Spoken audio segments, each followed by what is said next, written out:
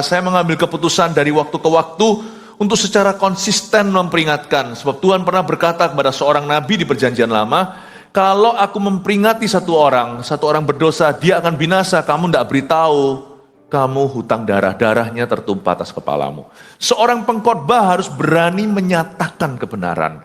Populer atau tidak, ini sebuah khotbah yang saya kerap kali beritakan dan menjadi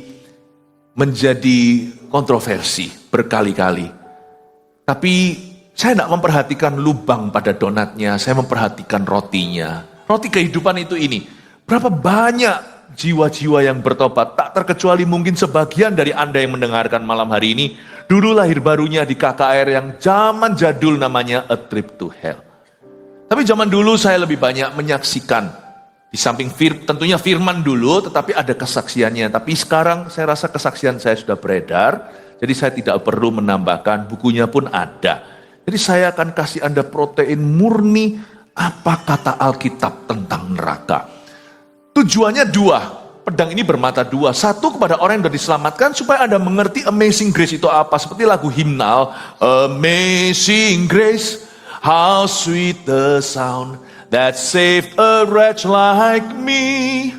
I once was lost, but now I am found. Was blind, but now I see. Ada terjemahannya bahasa Indonesia, tapi tidak bisa menyaingi ori atau versi orisinilnya. Amazing grace, how sweet the sound. Kasih karunia yang luar biasa, amazing itu luar biasa. Betapa indahnya terdengar. That saved a wretch like me. Yang menyelamatkan seorang bobrok seperti saya. Wretch itu lebih dari pendosa. Orang yang kayak saya ini loh rusak. I once was lost but now I'm found. Aku dulu hilang sekarang ditemukan. I once was lost. Ya, was blind but now I see. Dulu buta sekarang melihat. Bagaimana kita tahu kasih karunia yang kita dapatkan itu luar biasa? Kalau kita nggak tahu kita diselamatkan dari apa? Yesus pernah berkata, mana yang akan lebih kamsyah? Mana yang akan lebih bersyukur? Dia yang berhutang sedikit diampuni atau berhutang banyak? Kenapa banyak orang Kristen tidak sungguh lahir baru? Tidak pindah dari gelap ke terang? Karena dahulu dia kira dia diselamatkan dari abu-abu. Berapa banyak orang Kristen yang generasi 2, 3 seterusnya yang lahir tradisional. Gak pernah sungguh-sungguh menerima Yesus. Melainkan hanya ikut-ikutan. Ya aku lahir memang sudah Kristiani. Coba lihat orang-orang gini nanti gampang menjual Tuhannya. Demi karir, demi kesempatan di masyarakat, demi iming-iming dunia. Kalau kita itu tidak pernah, kalau kita tidak memberitakan Injil, tidak ada orang yang masuk ke sorga karena generasi 2, tidak ada. Generasi 2 pun harus tahu dia diselamatkan dari apa. Hai keturunan Adam dan Hawa. Sebelum Anda keturunan papa mama. Sekalipun ayah ibumu pendeta.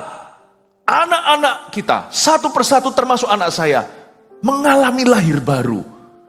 Memang Injil jadi dekat karena papa mamanya hamba Tuhan. Kalau orang tuanya orang Kristen yang taat pada Kristus dan Injil, Injil tidak jadi jauh.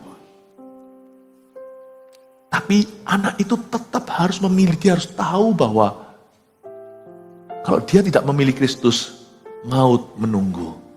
Yang saya maksud maut bukan mati. Kita semua tahu pasti akan mati. Mati itu meninggal dunia. Maut itu neraka.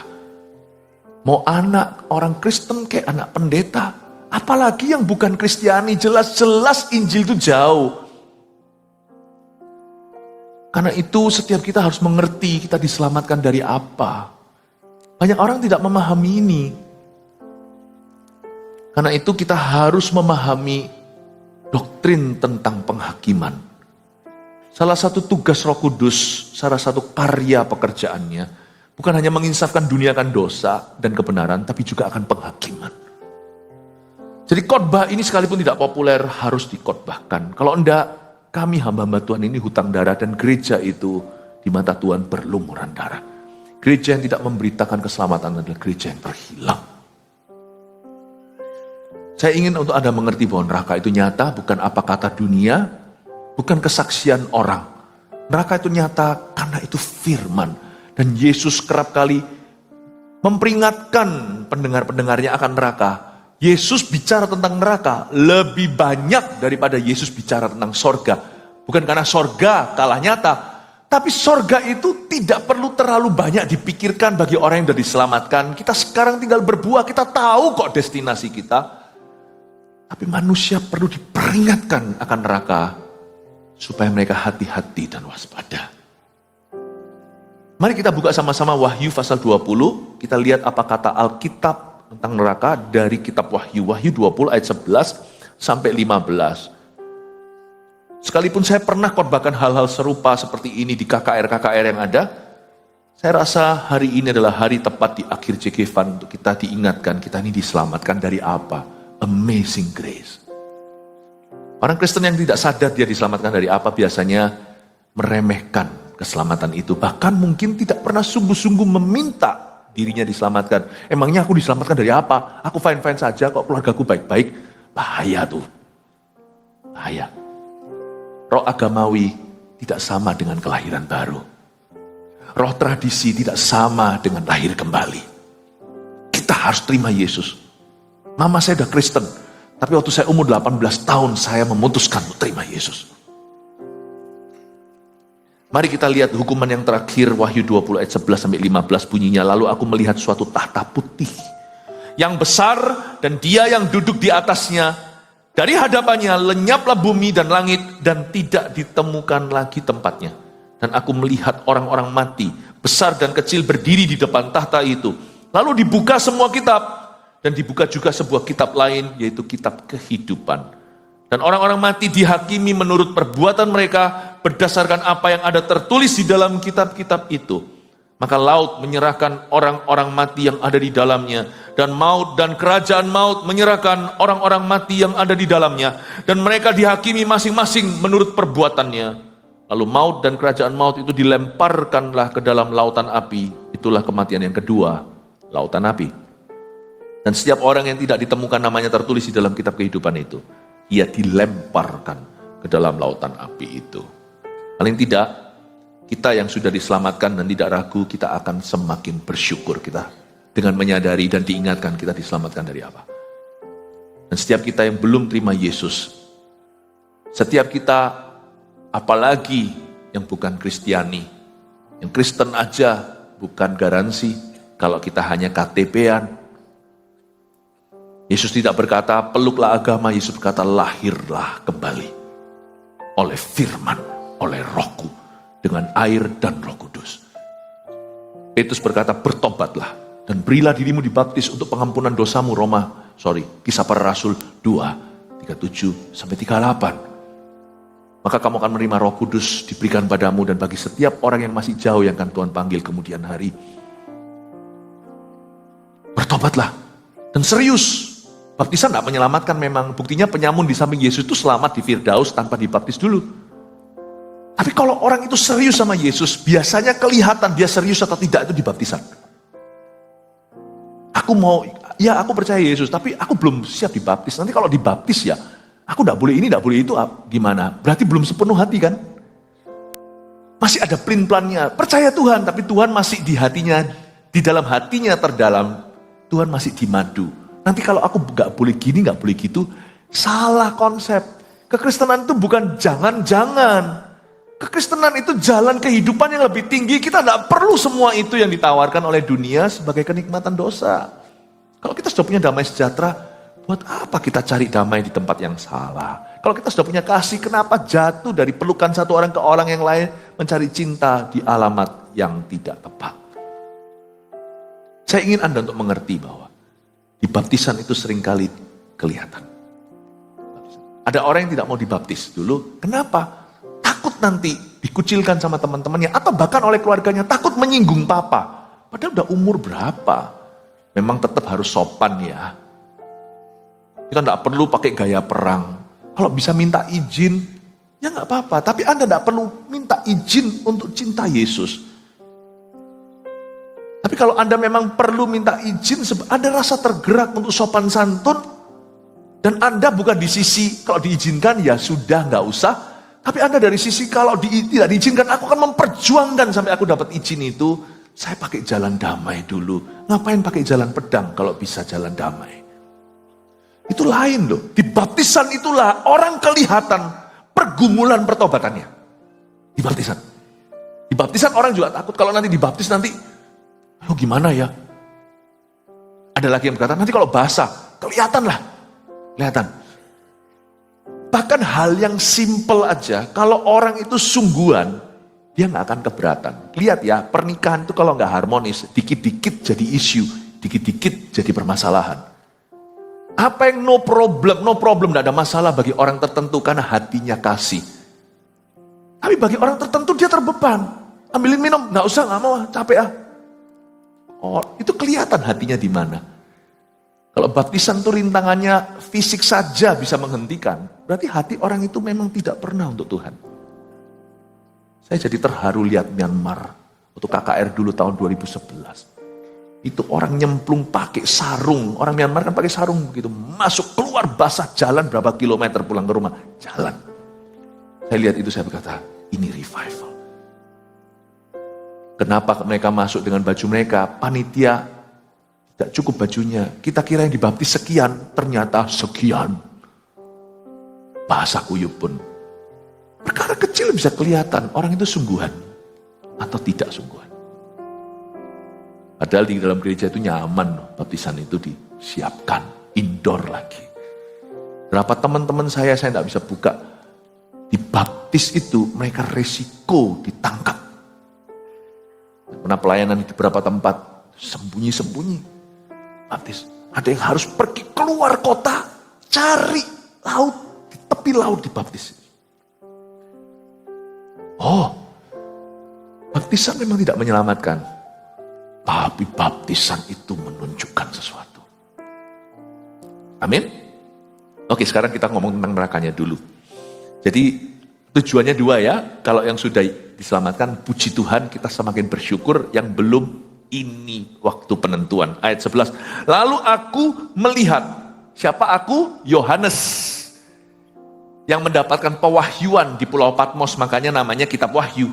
Lalu aku melihat, Yohanes melihat dalam penglihatannya suatu tahta putih yang besar. Dan dia dengan D huruf besar, tiada lain adalah Tuhan yang duduk di atasnya.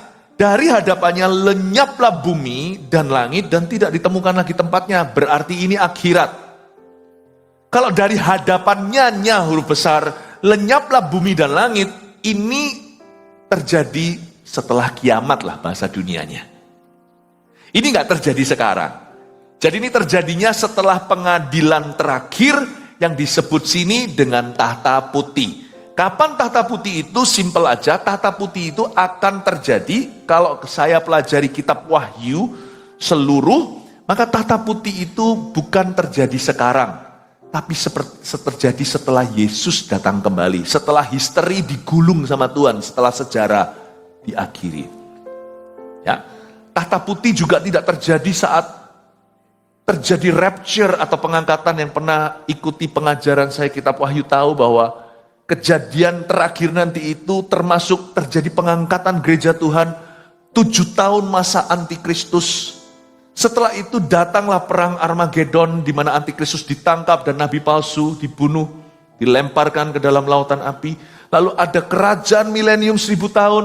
Jadi nggak segampang orang dunia katakan kiamat. Bagi kita orang Kristen yang punya firman, kita tahu kejadian demi kejadian yang dimaksudkan oleh dunia sebagai kiamat itu. Nah, saya mau tunjukkan kepada Anda kronologi tahta putih itu ada berada di posisi kilometer berapa. Itu setelah selesai semuanya kerajaan milenium. Dan di situ iblis dihakimi. Lucifer dan semua tentaranya dilempar ke lautan api. Disitulah berdiri tahta pengadilan putih. Ini di end judgment. Anda harus tahu, berarti kata firman Tuhan bagi setiap orang hidup hanya sekali, lalu pengadilan itu betul. Ujung sejarah dunia itu adalah penghakiman dan pengadilan massal oleh Tuhan. Dan masing orang-orang akan berdiri sendiri-sendiri. Apakah waktu saya memberitakan gini saya sendiri gak takut? Sebenarnya saya perlu takut, tapi saya sudah gak takut. Saya sudah diselamatkan dari pengadilan itu. Karena saya sudah menjadi milik Kristus. Saya tidak ragu. Kalau saya mati tidak akan ketemu itu. Pengadilan yang akan kita temui nanti waktu kita mati, atau nanti setelah semua sejarah digenapi, tidak lagi urusan pengadilan kita itu adalah penghakiman. Karena itu orang-orang yang sudah sungguh-sungguh diselamatkan punya keyakinan. Dan inilah kesaksian roh kita, bahwa Tuhan sudah mengampuni dosa kita. Makanya orang benar itu yang hidupnya adalah Kristus, mati adalah keuntungan. Kita tuh tidak takut dengan akhirat. Kita tuh tidak takut maut. Mungkin kita takut proses matinya. Kita mungkin nggak tahu gimana kita menghadapinya. Siapa sih nggak takut waktu dia sekarat? Tapi maut itu sendiri sudah dikalahkan, tidak ada lagi bisanya. Berarti kita anak-anak Tuhan itu sudah dilepaskan dari ketakutan. Karena kasih melenyapkan ketakutan. Kalau kamu masih takut, kamu belum sempurna dalam kasih. Kata firman Tuhan. Saya bersaksi kepada Anda, bukan karena saya pendeta. Tapi karena saya orang Kristen yang lahir baru. Oleh karena saya itu anak Tuhan, bukan berarti saya sempurna, bukan. Tapi saya tahu sekarang Kristus hidup dalamku. Hidupku bukannya aku lagi, tapi Yesus dalamku. Bukan karena saya sempurna, bukan karena saya anak yang baik, bukan karena saya tidak pernah berdosa, tapi saya tahu keselamatanku sungguh. Kalau Anda belum punya kesaksian ini, seperti yang dituliskan oleh Yohanes dalam suratnya, dan kesaksian inilah kesaksian itu bahwa engkau memiliki hidup kekal, dan hidup kekal itu dalam Anak Allah. Kalau Anda belum punya ini, Anda belum punya keselamatan, karena keselamatan itu datangnya dengan kesaksian. Tata putih ini tidak lagi menjadi momok. Karena kita tahu kita sudah dibebaskan dari penghakiman. There is therefore now no condemnation for those who are in Christ Jesus. Roma 8 ayat 1. Oleh karena itu tidak ada lagi penghukuman bagi mereka yang ada di dalam Kristus, in Christ. Tidak ada. Tata putih ini tidak lagi ngeri, tapi menjadi tata pahala buat kita. Lalu aku melihat suatu tahta putih, namun tidak demikian bagi orang-orang yang akan binasa.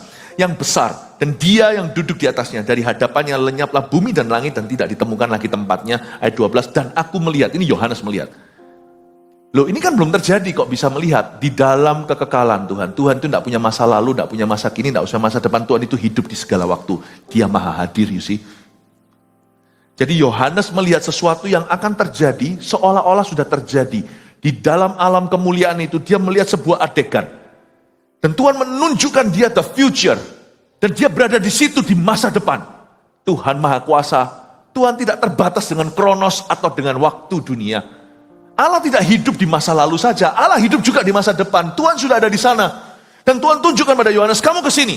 Di alam kemuliaan ini, in my glory, kamu akan melihat satu adegan. Dan dia melihat adegannya begini. Aku melihat orang-orang mati, besar dan kecil berdiri di depan tahta itu.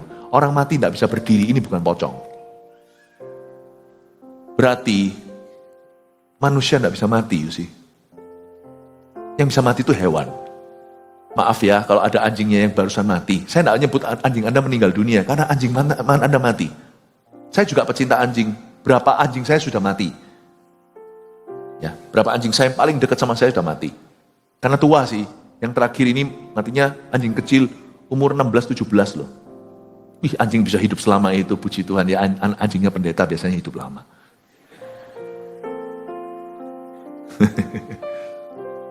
Tapi saya tidak bisa sebut mereka meninggal dunia. Seingin-inginnya saya, seingin-ingin saya percaya bahwa all dogs go to heaven, they don't.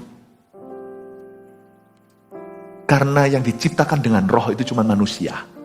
Hewan itu hanya sampai jiwa, naluri, instingnya, naluri mama. Coba lihat kalau hewan sama anaknya juga cinta.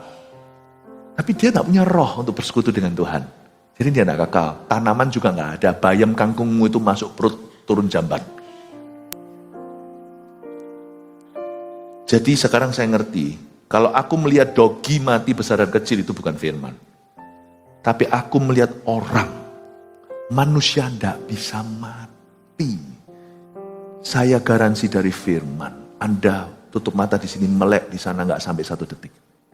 Anda hidup selamanya, karena Anda dicipta dalam gambar rupa Allah. Berarti Anda itu makhluk kekal. Jadi Anda makhluk kekal.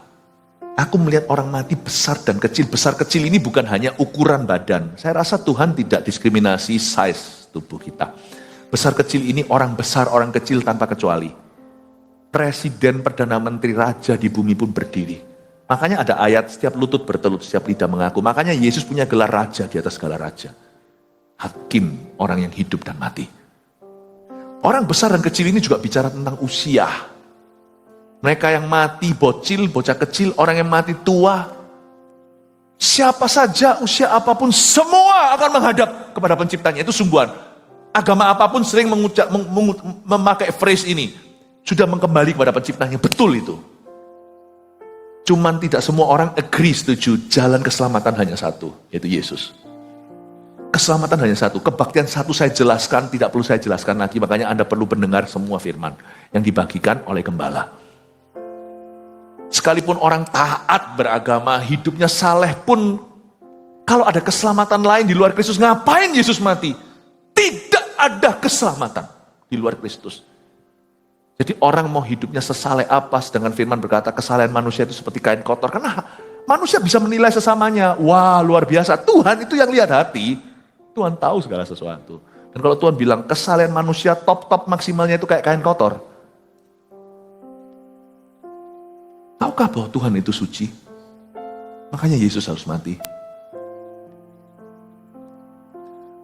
Makanya Tuhan itu mati bagi orang berdosa. Karena tidak ada jalan lain. Tidak ada jalan lain. Dan memang kenapa Tuhan harus mati ngeri? Karena memang ada hukuman yang ngeri. Kenapa disebut amazing grace, kasih karunia yang besar? Karena memang ada hukuman yang besar. Besar dan kecil, agama apapun, profesi apapun, usia berapapun, semua akan kembali ke penciptanya. Cuman kan tidak semua orang ketemu jalan, bahwa Yesus satu-satunya jalan. Yohanes 14 ayat 6 berkata, tidak usah dibuka. Dan Tuhan menjawab Thomas, akulah jalan dan kebenaran dan hidup. Tidak seorang pun dapat datang kepada Bapa kecuali melalui aku. Yesus bicara dengan jelas. Orang mati akan besar kecil akan berdiri di depan tahta itu. Mereka berdiri, ternyata mereka hidup. Lalu dibuka semua kitab. Saya nggak tahu apakah itu kitab sungguhan atau sesuatu seperti kitab. Yohanes itu mencoba menjelaskan sesuatu yang dia lihat dalam kemuliaan. Nggak gampang. Coba Anda jelaskan kepada seorang yang buta apa itu warna biru. Nggak mudah ya. Kalau dia buta dari lahir loh ya. Kalau dia pernah melihat lalu glukoma, lalu habis itu buta, lain cerita. Kalau dia dari lahir sudah buta, coba jelaskan warna. Coba jelaskan pada orang di dunia bukunya Allah. Paling-paling kita bisa menjelaskan sesuatu yang kita bisa temukan di bumi ini sebagai ilustrasi. Saya nggak tahu itu buku sungguhan gimana, nggak tahu. Tapi Alkitab menjelaskan dengan jelas, lalu dibuka semua kitab. Jadi Tuhan itu mencatat kehidupan manusia. Bukan karena Tuhan lupa, Tuhan itu fair orangnya. Segala sesuatu itu ada notulennya. Tahukah kita semua hidup di dalam tatapan wajah Allah. Lalu dibuka semua kitab. Saya bisa bayangkan semua presiden di dunia ini akan diselidiki. Motivasinya kenapa begini, kenapa begitu. Apa yang terjadi? Satu-satu Perdana Menteri, raja-raja di bumi tanpa kecuali. Motivasi akan dibuka. Anda akan terkejut yang disebut dunia pahlawan. Mungkin pembunuh di mata Tuhan.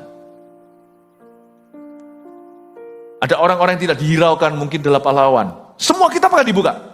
Karena saya tidak terlalu worry dengan kita sekarang harus bedah buku. Saya tidak terlalu worry dengan apa pikiran manusia terhadap saya.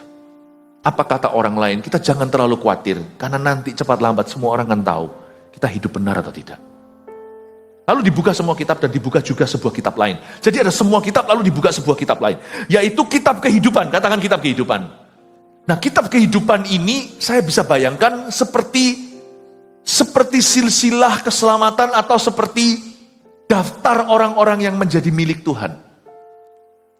Saya percaya ini adalah kitab supranatural, tidak ada di bumi dan tidak ditemukan di save di mana. Ini kitab servernya ada di Tuhan.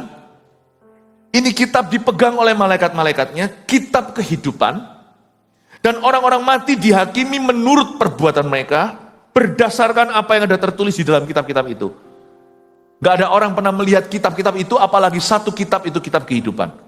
Tapi kalau namamu tertulis di sana, Yohanes yang sama berkata di suratnya, kalau ini adalah penglihatannya. Dia berkata, tanda ini, kesaksian ini, this testimony you will find in your heart. If your name is written in the book of life, ya saya tambahkan itu, kalau namamu tertulis dalam kitab kehidupan, di dalam hatimu pasti ada kesaksian Roh Kudus. Bahwa kau milik Allah. Ada kesaksian roh di dalam dirimu. Bahwa kamu punya kehidupan kekal. Demikian kira-kira bahasa sehari-harinya. Dan kehidupan kekal itu kau temukan dalam anak Allah. Paulus pun mengatakan, dan roh itu akan bersaksi di dalam dirimu bersama dengan rohmu bahwa kita adalah anak-anak Allah.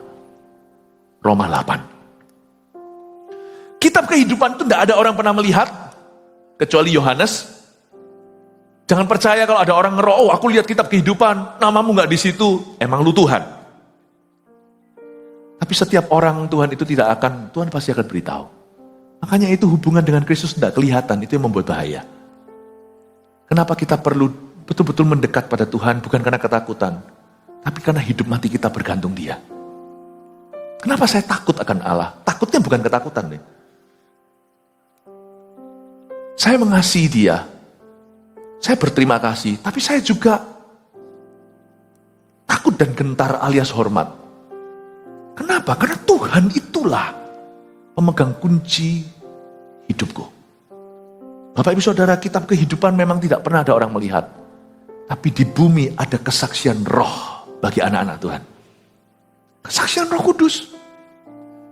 Dan orang-orang mati dihakimi menurut perbuatan mereka. Jadi saya percaya Tuhan itu sangat adil. Gak mungkin main tuduh. Jadi bisa bayangkan ya, saya ini orangnya visualisasi soalnya. Jadi kalau saya baca Alkitab itu seperti ada mata. Ada mata. Karena mungkin karena berpuluh-puluh tahun merenungkan. Jadi saya bisa bayangkan kenapa Tuhan punya kitab itu. Bukan karena Tuhan pelupa, Tuhan itu maha tahu. Tapi kita itu bisa protes. Tuhan fitnah. Tuhan bisa tunjukkan lewat kitab itu. Mungkin kitab itu ketika dibuka, mungkin ada penglihatan di depan kita bagi setiap orang yang akan binasa waktu nanti diadili. Jam segini, detik ini, kamu di sini, kamu ketemu siapa? Dan hari itu kamu menipu seorang manusia yang tulus mempercayaimu. Ngomong apa lagi lu? Dimunculkan kitab-kitab itu. Jepret. Saya percaya pertama-tama Tuhan akan memisahkan dulu karena kitab kehidupan antara domba dan kambing, Matius 25. Domba kau di sebelah kanan, kambing di sebelah kiri. Di situ mereka akan protes. Kapan Tuhan? Nah, itu protesnya itu nanti buka kitab lain. Pertama-tama dibuka dulu kitab daftarnya, daftar isi. Lalu ketika yang kambing protes, yang domba juga bukan protes, yang domba itu jujur malahan. Menurut saya malah polos. Domba tanya, lu sudah selamat itu diamlah. Malah tanya, kapan Tuhan? Kapan engkau itu telanjang aku memberi pakaian? Kapan kau lapar aku memberimu makan? Kan Tuhan bilang, baik sekali perbuatanmu hambaku, karena pada waktu aku di penjara kau kunjungi. Ya kan? Domba itu loh, aduh. Saya dari keluarga yang totok kebudayaan Tionghoa. Jadi, grandma saya itu malah pelat-pelat bicara bahasa Indonesia. Jadi saya waktu kecil itu, jangan ikut-ikut ya. Karena saya itu yang paling bodoh-bodoh. Apa-apa itu sudah langsung percaya, apa-apa gitu, misalnya saya kasih uang, gimana, saya kasihkan ke gereja waktu saya masih kecil, belum dirusak dunia. Saya punya 100 perak, 500 perak untuk saya makan, jajan zaman dulu, dapat banyak itu 500 tuh, sekarang parkir aja nggak bisa. 100 peraknya itu untuk persembahan, saya masih ingat di sekolah minggu itu dulu saya di gereja Protestan. Saya masukkan 500-nya ke persembahan, 100-nya untuk jajan. Ketika orang tua saya tahu, keluarga saya tahu, saya itu dilus-lus, mereka tuh lucu berkata, angmong ini, angmong. Tahu angmong? Yang tahu yang ketawa. Angmong itu, ini si bodoh kecil ini, si bodoh kecil ini, si angmong, si angmong. Saya dari kecil dipanggil angmong, angmong. Itu bahasa dialeknya, suku kami. Angmong ya. Aduh, si kecil, si little cutie stupid ini. Ya, angmong, si domba itu. Makanya domba kan. Tidak bisa ngelukai, tidak bisa modus, tidak bisa munafik. Domba itu. Lihat aja sifatnya. Coba baca di Matius 25. Loh Tuhan, kapan kau telanjang? Kapan kau itu kelaparan? Kapan kau sedih? Aku tiliki. Diamlah. Udah diterima kok. Terus Tuhan bilang, waktu satu orang yang seperti itu kau perhatikan, kau memperhatikan saya. Oh gitu. Angong, angong. Awas nanti pulang dari sini yang panggil saya angong.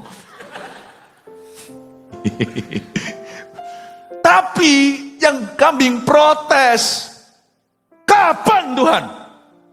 Nah dibuka kitab lain. Oh kapan? Kamu tanya kapan?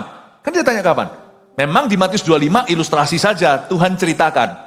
Pada waktu kau tidak melakukan kepada salah seorang yang paling hina ini, kau tidak lakukan untuk aku, hai kamu yang hidup egois, enyahlah, aku tidak mengenalmu, kau pembuat kejahatan, you evil doers, engkau pendosa yang sengaja, yang suka hidup dan bangga sama dosanya, go to hell, pergi ke neraka.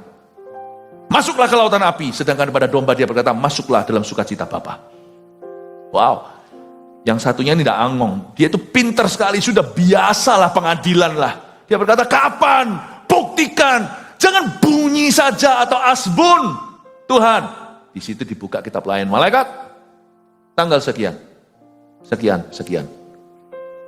Bukankah pada saat itu kesempatanmu untuk berbuat sesuatu? Malah justru orang ini kamu penjarakan pada dia sesama saudara seiman. Siapa Tuhan? Ini si Agus. Tuhan tunjukkan semuanya. Kamu lupa. Sehingga setiap orang masuk ke neraka, tidak ada satu lagi yang bisa menuduh Tuhan apa-apa, kecuali sisanya hanyalah menghujat. Menghujat itu sudah punya fondasi. Tuhan akan membuat setiap orang masuk ke neraka itu fair-fairan, masuk ke surga fair-fairan. Ketika nanti Lucifer berkata, nggak fair dia kenapa masuk ke surga, orang ini bertobat. Coba lihat hatinya ketika dia sungguh-sungguh menyesali. Bahkan dia pernah jatuh lagi, tapi dia tidak pernah melepaskan. Orang ini punya kecenderungan LGBT, tapi dia bukan tipe orang yang predator. Ya sudah, aku begini, aku memang lahir begitu. Lalu cari siapa yang tidak homoseksual, ku jadikan seperti aku. Orang itu tidak begitu. Orang ini pernah sekali dia saking marahnya dengan diri sendiri, dia gores-gores dengan penggaris. Penggaris yang terbuat dari logam itu. Penggaris sampai suatu hari saya, kata Tuhan berkata, aku utus Roh Kudusku untuk gerakkan Roh Kudus, Roh Allah, menggerakkan seorang saudara seiman dari gereja untuk telepon dia, untuk dia gores-gores. Kamu apa kabar? Lalu gak lama setelah itu dia berkata, aku begini. Lalu didoakan. Lalu dia mau mencoba lagi, mau hidup benar sampai mati. Meskipun dia masih ada struggle-nya. Tapi dia tidak pernah lepaskan remnya dan berkata, blong saja. Aku memang begitu kok. Mari sekarang aku mangsa seseorang. Dia gak pernah give up nuraninya. Jam segini dia gores itu. Menit segitu aku kirim seorang hambaku untuk telepon dia tanpa sengaja. Dia datang ke gereja minta didoakan altar call. Dan dia tidak pernah menyebut dirinya homoseksual, tapi orang punya kecenderungan. Dan dia selalu berjuang sampai mati hidupnya. Akhirnya dia memilih tidak menikah. Tapi dia terus berjuang untuk jadi orang genah. Untuk jadi orang yang lurus. Menjadi orang yang melayani kehendak Yesus. Aku memberi dia upah, hai kau iblis, kau jangan tuduh hamba-hambaku dan anak-anakku. Orang ini aku terima. Karena pertobatannya sungguh-sungguh, sekalipun rapornya selalu ada up and down-nya. Tapi orang ini berusaha. Sedangkan yang satunya lagi predator. Wow. Dibuka kitab lain. Bukan karena Tuhan lupa. Setiap menit detikmu, nama, marga, siapa, ngomong apa di hatimu waktu itu terbesit kata-kata seperti apa. Tahu rasa lu, itu semua keluar, direkam Tuhan. Makanya pentingnya kita itu hidup transparan di hadapan Kristus itu.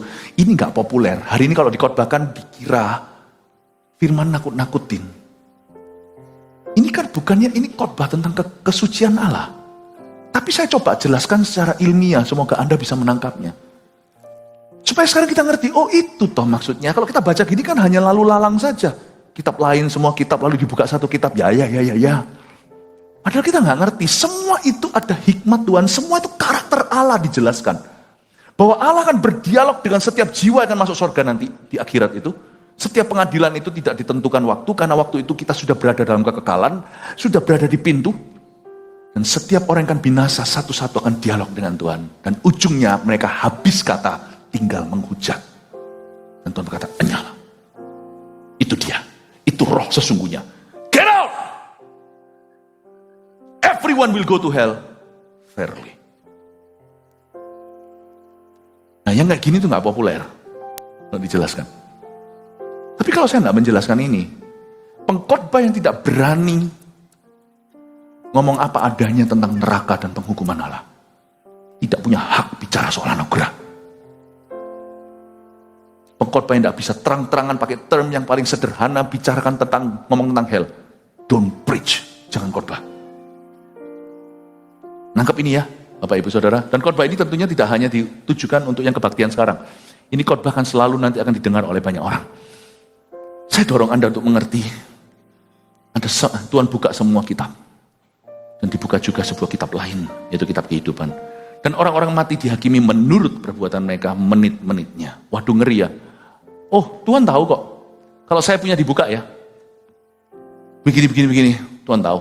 Tuhan tidak dalam bisnisnya mempermalukan anak-anaknya. Bukan berarti KKN atau menutup-nutupi, tidak.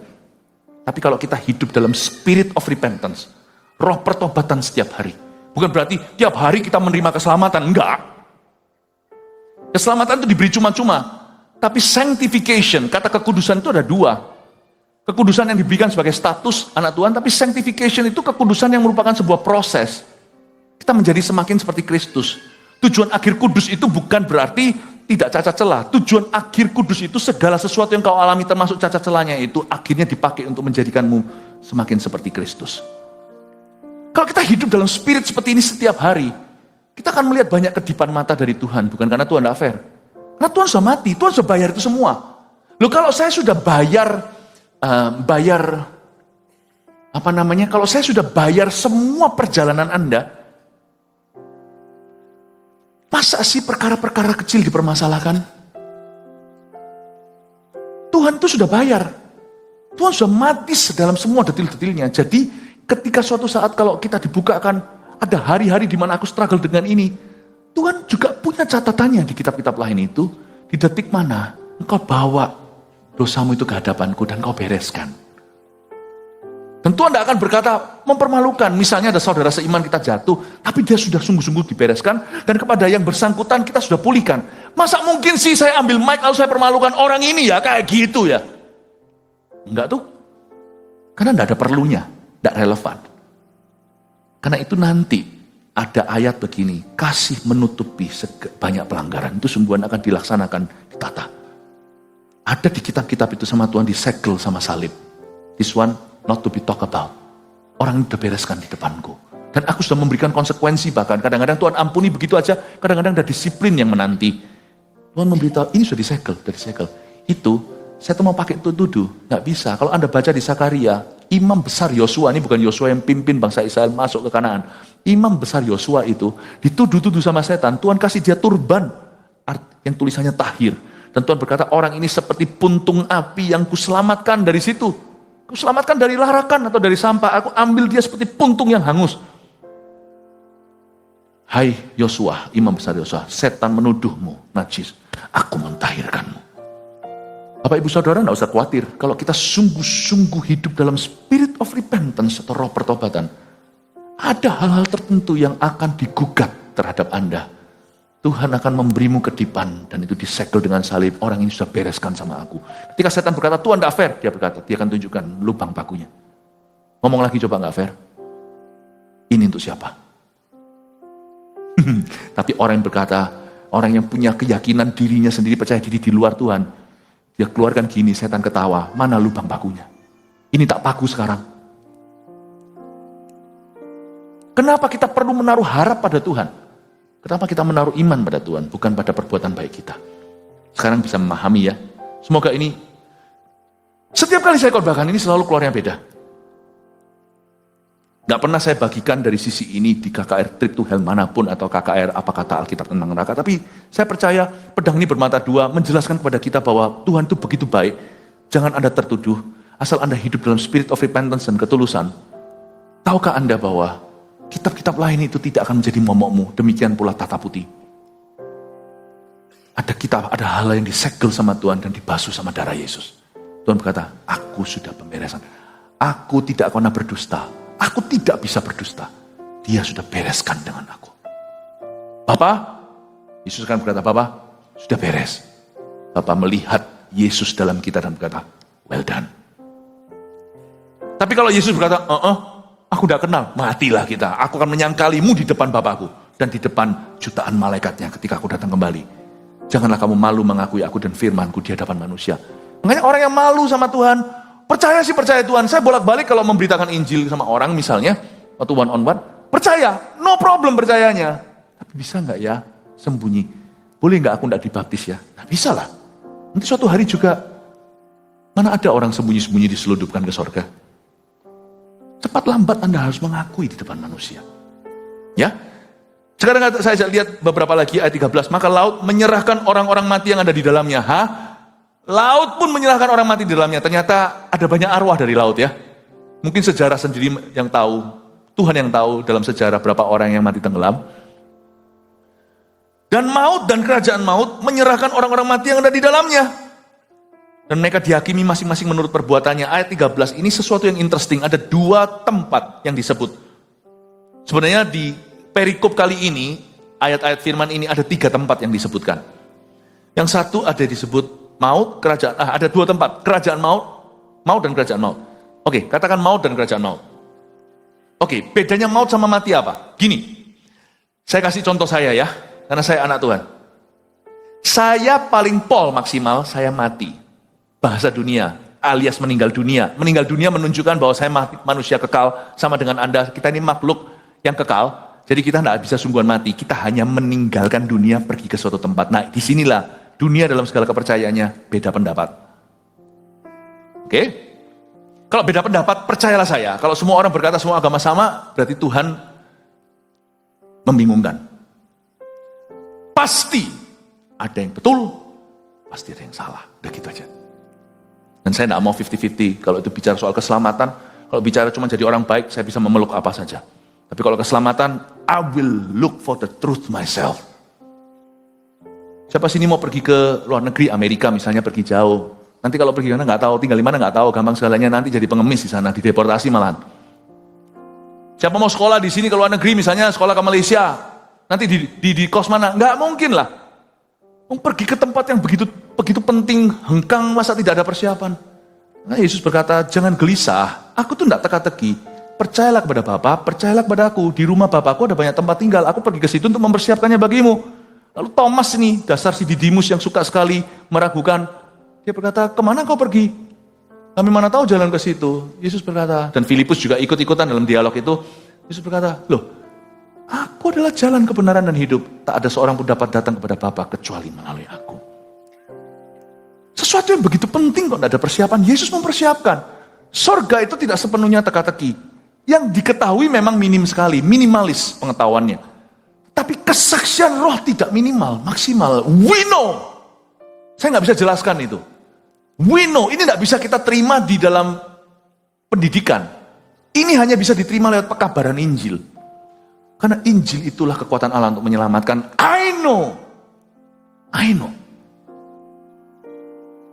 Dan sesuatu yang begitu penting. Saya hanya bisa meninggal dunia. Karena makhluk kekal. Anda juga. Paling pol kita itu mati. Tapi anak Tuhan tidak bisa ketemu maut.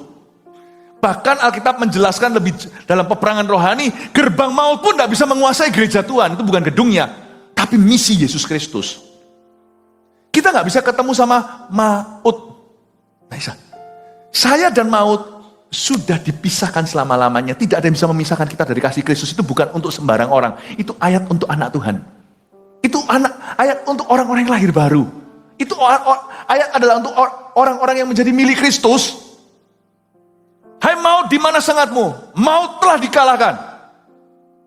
Dan inilah, kalau kita sudah diselamatkan itu, kita tidak takut lagi dengan maut. Jadi yang disebut maut di sini dan kerajaan maut bukanlah untuk anak-anak Tuhan.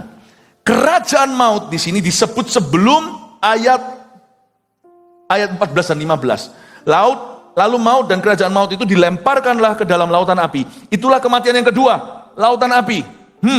Ada maut, ada kerajaan maut, ada lautan api. Apa itu? Dan setiap orang yang tidak ditemukan namanya tertulis di dalam kitab kehidupan itu, ia dilemparkan ke dalam lautan api itu. Pahami, lautan api setelah tahta putih. Kalau di dalam Alkitab, dalam setiap teks yang ditulis di sini, dalam nubuatan kitab Wahyu malahan, belum ada manusia yang dilempar ke lautan api itu.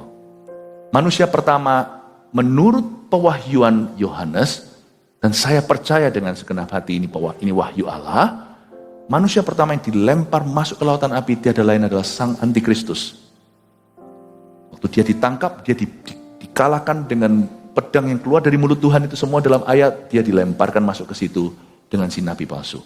Setan pun belum ada di lautan api itu. Makanya pada waktu di Gerasa, Yesus didatangi orang yang mengaku legion, berarti ada 4.000 setan sampai 6.000 roh jahat di dalam tubuhnya, yang masuk ke babi, ribuan babi itu.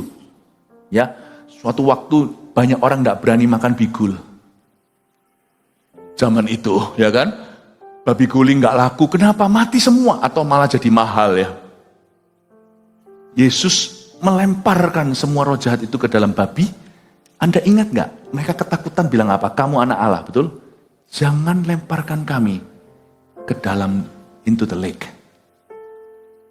Sebelum waktunya. Apakah engkau hendak menghakimi kami sebelum waktunya? Ya takut masuk ke lautan api, mendingan masuk ke danau saja buat babi lemas. Setan pun masih berkeliaran.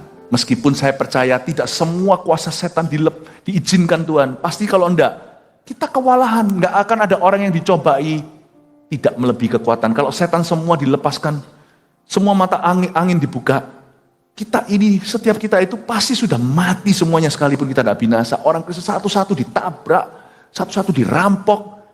Dunia ini sudah gila apa adanya. Kalau semua setan dilepaskan sekarang, wah, kita semua akan hancur sekejap, seluruh dunia ini perang. Meskipun demikian, setan tidak sama Tuhan cul-culan ceritanya, enggak dilepaskan tanpa batas. Ia membatasi kuasa malaikat-malaikat jatuh. Namun demikian boleh dikatakan setan itu sebenarnya masih bebas bekerja di dunia ini. Makanya dia disebut pemerintah-pemerintah, penghulu-penghulu roh-roh jahat di udara. Saya ingin tuh Anda mengerti bahwa iblis belum ada di lautan api itu. Lautan api itu nanti setelah tahta putih. Dilempar dulu lalu sisanya. Dan lautan api tidak diciptakan untuk manusia. Dia diciptakan untuk Lucifer. Tapi manusia sejak Adam dan Hawa ditipu oleh si ular untuk mengikuti kehendaknya. Kita yang harus menentukan sisi. Neraka tidak dicipta untuk kita. Allah itu adil, makanya neraka ada. Karena Allah tidak menciptakan kita Pinocchio, makanya di Taman Eden, Tuhan kasih pilihan. Ada pohon kehidupan, kita bisa ambil setiap saat dan hidup kekal. Tapi Adam Hawa milih curiosity atau penasaran mengambil dari buah pohon pengetahuan yang dilarang itu. Bapak ibu saudara, neraka ada dalam ciptaan Allah karena keadilan dan kesucian Tuhan. Dosa harus dihukum. Tapi cilakanya manusia kok ikut-ikutan. Sodom dan Gomora mau dibakar, Tuhan kasih kesempatan loh. Abraham pun bersyafaat. Nabi Nuh pada waktu air bah, Tuhan kasih kesempatan dunia berapa ratus tahun tuh dia bangun ditertawain sama masyarakat. Tuhan tidak pernah semerta-merta langsung bunuh, hukum mentah-mentah, gak pernah. Allah kita selalu memberi kesempatan, terlalu meremehkan untuk mengatakan bahwa Tuhan memberimu kesempatan kedua. Tuhan memberimu kesempatan 2.000, 2 juta. Tapi kita abaikan terus, tiba-tiba neraka. So you know the hell wasn't created for man. It wasn't created for God's children. Manusia dari dulu sejak kejadian disebut sebagai anak-anak Allah. Tidak pernah dicipta untuk kita. Tapi kita akan masuk ke sana. Kalau kita tidak percaya kepada Tuhan. Satu-satunya jalan. Karena kita sudah jatuh dalam dosa. Roma 3 ayat 23. Kita semua sudah jatuh dari kemuliaannya. Tapi Tuhan memberi kesempatan kita lagi. Injil itulah kesempatannya. Dan kerajaan maut, saya curiga di ayat ini adalah tempat di mana menyimpan orang-orang yang binasa sebelum lautan api. Karena buktinya, nanti orang-orang dikeluarkan dari sana. Tidak pernah ada orang benar dikeluarkan dari kerajaan maut, tidak ada. Orang benar yang mati sebelum tahta putih, mereka semua bersama Kristus di Firdaus. Kalau Anda tanya sama saya, Firdaus mana? Mereka sudah bersama Kristus, supaya di mana aku berada, kamu berada. Terserah, mau orang berkata, sorga itu masih renovasi, saya nggak mau spekulasi. Pokoknya mereka tidak ada di kerajaan maut. Coba Anda baca, maut dan kerajaan maut adalah orang-orang yang mati. Maka laut menyerahkan orang mati di dalamnya, dan maut dan kerajaan maut, bukan cuma mati di laut, udara, darat, menyerahkan orang mati yang ada di dalamnya, dan mereka dihakimi masing-masing menurut perbuatannya. Ini ayat 13, bukan untuk anak-anak Tuhan. Tapi juga untuk anak-anak Tuhan yang pura-pura anak-anak Tuhan, bukan anak Tuhan sungguhan. Karena bukan mereka yang berseru Tuhan, Tuhan yang diselamatkan. Engkau mengajar di jalanku, engkau mengajar di jalan-jalan kami makan minum bersama denganmu, enyahlah aku tidak mengenalmu. Yang disebut anak-anak Tuhan itu sekarang juga kompleks ya. Banyak orang Kristen nampaknya, di dalamnya itu orang fasik. Dan maut dan kerajaan maut menyerahkan orang mati. Kerajaan maut menyerahkan orang mati, bukan orang benar di dalamnya. Jadi saya rasa ini bicara sebuah tempat di mana orang-orang yang akan binasa dibangkitkan untuk dihakimi. Dan maut dan kerajaan maut dua-dua dilempar ke lautan api. Ayat 14. Supaya Anda mengerti orang yang binasa kemana. Makanya itu jangan berdoa kepada arwah. Mereka tidak di sini. Nanti ketemunya roh jahat yang mewakili arwah itu, yang pura-pura jadi arwah itu. Dan kalau orang sudah sama Tuhan di Firdaus, jangan diganggu. Gak perlu didoakan, mereka gak mau. Mereka sudah di Firdaus, lihat muka kita muak. Kita ini bukan di tubuh kemuliaan, Adam dan Hawa daging dosa, mereka gak ada curang, gak bisa. Mereka nunggu aja kita untuk selesai di garis finishnya supaya kita bersama-sama dalam hadirat Allah, rumah Bapa yang baga, Mazmur 23. Jangan doa sama mereka tidak bisa keluar dari kerajaan maut, tidak bisa menolongmu. Gak perlu Anda doa di kuburan, yang ketemu nanti bukan arwah, tapi roh jahat. Bedain arwah. Apa yang menyebut dirinya arwah, itu bukan arwah, itu roh, spirit of the devil. Amin. Rumah ini dulu pernah bunuh diri. Lalu ada hantunya, itu masih ada arwahnya yang nunggu, itu orang yang bunuh diri itu masih penasaran. Bukan, itu setan yang buat dia bunuh diri itu masih tinggal di sana. Orangnya sudah nggak di situ, orangnya sudah di kerajaan maut, nanti di neraka. Sedih saya mengatakannya, tempat seperti itu lebih baik jadi gereja aja. Tidur diganggu buat kebaktian, dia terganggu. Haleluya, amin. Jangan takutlah, ya. Lautan api, dan setiap orang yang tidak ditemukan namanya tertulis di dalam kitab kehidupan itu, dia dilemparkan ke dalam lautan api itu. Oke, 4 poin sederhana lalu kita selesai. Anda diberkati, Anda belajar sesuatu? Amin ya. Apa kata Alkitab tentang neraka? 1, 4 poin ini sudah baku. Manusia tidak bisa mati tapi meninggal dunia. Oke, kita semua harus tahu ya, we are going somewhere, all of us. Pikir-pikir juga ngeri-ngeri sedap. Sedapnya di mana? Antara saya dengan sorga itu sebatas cuma nafas terakhirku loh. How happy I am. Sungguhan, saya ngomong gini itu bukan karena kepingin mati, enggak. Tapi happy ya, ada harapan. Ternyata hidup yang kulihat semua ini, lihat dosa orang, lihat kejahatan di dunia. Kalau saya enggak punya misi, saya muak hidup di sini. Sungguhan. Makanya Paulus berkata, aku kok lebih seneng ya bersama dengan Tuhan. Tapi karena aku dibutuhkan, lebih baik aku bersama denganmu supaya aku bisa membantumu berbuah. Sebenarnya hidup di dunia ini, apa sih kita cari? Kalau saya pikir-pikir antara kita dengan berkat yang cuma-cuma Tuhan sediakan di rumah Bapa yang baga, itu cuma sebatas nafas. Nanti, ngeri-ngeri sedap. Sedapnya itu bagi orang yang sudah selamat. Wow, Firdaus itu ada. Dan ada tempat, aku punya rumah di sana. Bukankah aku mengatakannya, jika tidak aku pasti mengatakan padamu, Yohanes 14, aku pergi ke situ mempersiapkan rumah bagimu. Kata rumah itu jangan dibandingkan rumah properti di sini. Rumah di situ tuh bahkan pakai kata mention, in my father's house are many mansions. Wow, saya tidak akan sedikit berikan beberapa pewahyuan tentang surga juga dalam khotbah ini. Tapi ngerinya di sini, sadari enggak?